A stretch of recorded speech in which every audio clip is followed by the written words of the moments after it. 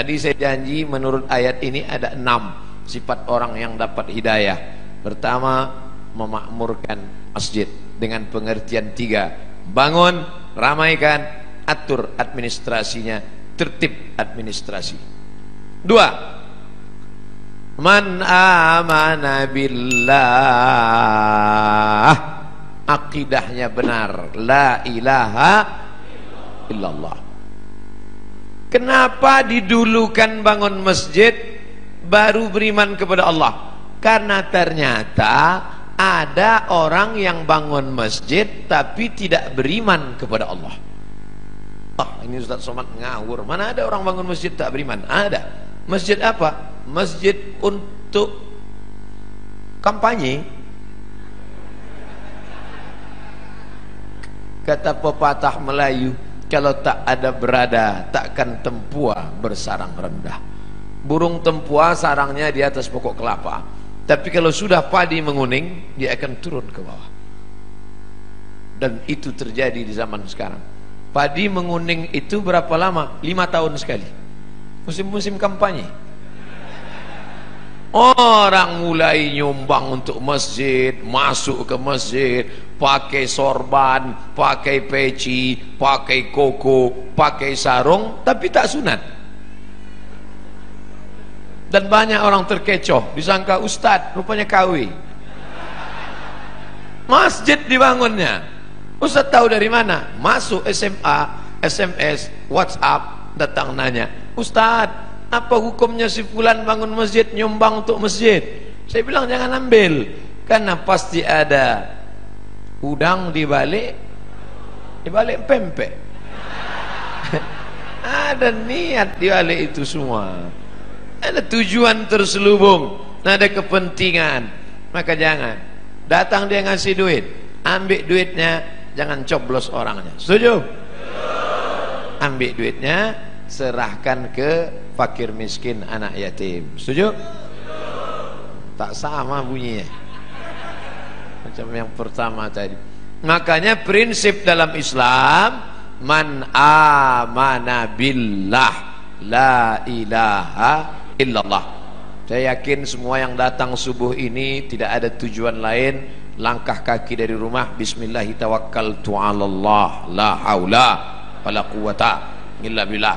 Salat, usolli fardhu subhi rak'ataini adaan ma'muman lillahi ta'ala. Puasa, nawaitu shauma ghadin an ada'i fardhi syahri ramadhan hadhihi sanati lillahi ta'ala. Haji, labbaik Allahumma labbaik, labbaik la syarika laka labbaik. Ketika engkau persekutukan, kau duakan Allah dengan yang lain, hilang amalmu. La in asyrakta, kalau kau syirikkan Allah, kau duakan Allah, kau persekutukan Allah, la yahbatanna amaluka, gugur amalmu. Maka ciri orang yang mendapat hidayah yang kedua, man amana billah, jangan rusak tauhid, akidah kepada Allah. Ini kadang anak-anak lajang ini gara-gara lama dapat jodoh, rusak tauhidnya. Iyyaka na'budu wa duku nasta'in. Nyembahnya tetap sama Allah, mintanya ke dukun.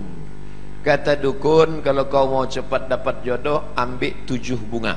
Bunga melati, bunga mawar, bunga ros, bunga kantil, bunga tai ayam. Nanti di blender. Nah, udah di blender, nah, kau minumlah. Setelah minum nanti bangkit aura merah. Begitu diminum, merah muka. Rupanya radiasi. Pergilah batu rubi berwarna merah, maka aura merah akan bangkit, wajah akan merah, biji mata merah. Ini tak betul. Kalau memang tak boleh pakai cincin, kenapa Ustaz pakai? Saya hanya sekedar suka saja. Pakai batu tak apa-apa, tapi meyakini bahwa batu memberikan efek sesuatu, rusak la ilaha illallah kita. Kadang orang ini suka mancing-mancing. Ustaz pakai cincin ada khasiat-khasiatnya. Ada, saya bilang. Apa khasiatnya? Kalau dipakai, duduk di rumah makan, tak bayar. Hebat Pak Ustaz, duduk aja, jangan makan. Masih percaya dia dengan yang begitu-begitu. La ilaha illallah Kita dalam Islam diajarkan berani berkata la ilaha. La ilaha, tak ada lagi batu-batu. La ilaha, tak ada lagi dukun-dukun. La ilaha, tak ada lagi gelang-gelang. La ilaha, tidak ada lagi sembahan-sembahan. La ilaha illallah, murni. Inna salati wa nusuki wa mahyaya wa mamati lillah. Jangan rusak lagi. Yang nampaknya kita tak jadi nikah. Kenapa? Persiapan pernikahan sudah siap, ternyata menurut ramalan kita tak cocok. Aku Taurus, engkau Pisces. Taurus ini kambing, Pisces ini ikan. Ikan tak cocok sama kambing. Tak jadi nikah hanya gara-gara ramalan. La ilaha illallah Muhammadur Rasulullah. Maka jangan lagi kadzdzabal munajjimun walau sadaqu. Bohong, dusta orang yang percaya kepada ramalan zodiak bintang-bintang, kalaupun betul kebetulan. Bila anda telinganya agak ke depan, tak cocok kerja di sungai. Bila tai lalatnya di bawah dagu, cocoknya di darat. Ini bohong semua. Islam tidak pernah berkata demikian. Fa idza azamta, kalau kau sudah tekad, fatawakkal 'ala Allah. Bertawakkallah kepada Allah. Jangan rusak akidah tauhidmu. Percaya kepada burung-burung. La tiarata, tak boleh. Dulu orang kafir musyrik, kalau dia mau bisnis, dilemparnya burung di atas pohon kayu. Lempar. Kalau burung itu terbang ke arah negeri Syam, berarti sial. Syukmu, Syam, sial. Kalau pergi ke arah Yaman, Yamin, beruntung, lempar. Ke arah Yaman, ayo lanjutkan. Kalau ke arah Syam, berarti sial. Kalau mau bisnis, diambil anak panah 3 biji. Anak panah disimpan dalam Ka'bah, digoncang. Pergi atau tak pergi? Ambil anak panah. Pergi, ya pergi. Tidak pergi, jangan pergi. Kosong, anda belum beruntung, goncang sekali lagi. Ini dibatalkan dalam Islam. Maka dalam Islam diharamkan innamal ghamru wal maisiru wal ansabu wal azlamu khamar. Namal ghamru wal maisir, judi, wal ansabu, menyembelih binatang untuk berhala, wal azlam, mengundi nasib, rijsun, najis, min amalis syaitan, perbuatan setan, fajtanibuh, jauhi. Ciri orang yang mendapat hidayah, dia berserah diri hanya kepada Allah, tapi tetap ada usaha. Jangan tidak ada usaha. Jangan nanti yang lajang-lajang, yang gadis-gadis, kamu tak ada usaha untuk jodoh. Kalau memang sudah takdir Allah, tak akan kemana. Tetap ada usaha. Contoh, ini kue kotak Nengs Bakri. Ini kan memang ditakdirkan untuk saya, ini kan memang untuk saya. Tapi saya tak ada usaha untuk membuka kotaknya. Masuk dia ke mulut saya? Tidak, menganga dari itu. Mesti ada usaha untuk membuka kotaknya, lalu memilih-milih kue yang mana. Berapa biji kue? Pilih yang ini atau ini. Mesti ada usaha mengambil paralotnya, lalu ditusukkan ke botol, ke gelasnya. Ada usaha.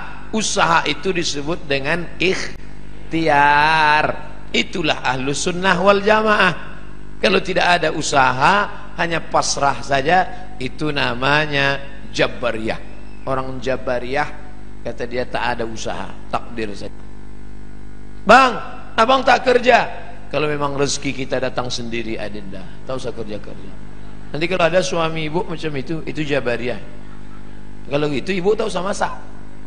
Nanti jam-jam 9 dia lapar, nanya, mana makanan kita? Kalau sudah takdir Allah, datang sendiri dia, bang.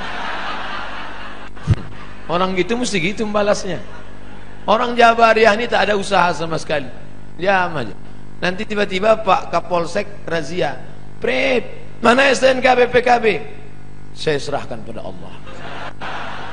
Nah, pukulkan kepalanya Pak. Pak, kenapa Bapak pukul? Ini pun dari Allah juga. Orang-orang gini ini mesti gitu melawan dia. Minta betul.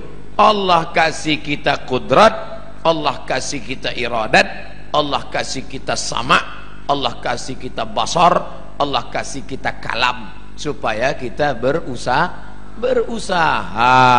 Makanya doa keluar masjid, Allahumma inni as'aluka min fadlik, beri aku rezeki.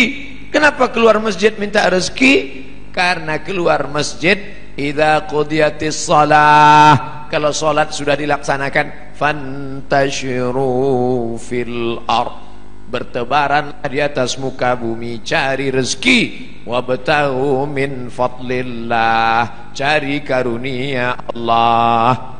Ciri orang yang dapat hidayah yang pertama, memakmurkan masjid. Yang kedua, beriman kepada Allah. Yang ketiga, wa aqamas shalah.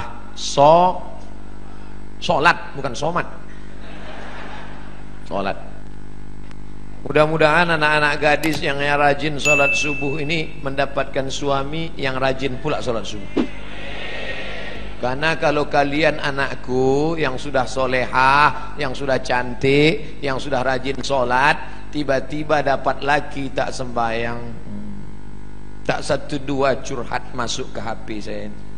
Ustadz, dulu saya sangka nikah sama dia bahagia, ternyata Pak Ustadz, cuman rasanya bu macam tidur sama babi hutan.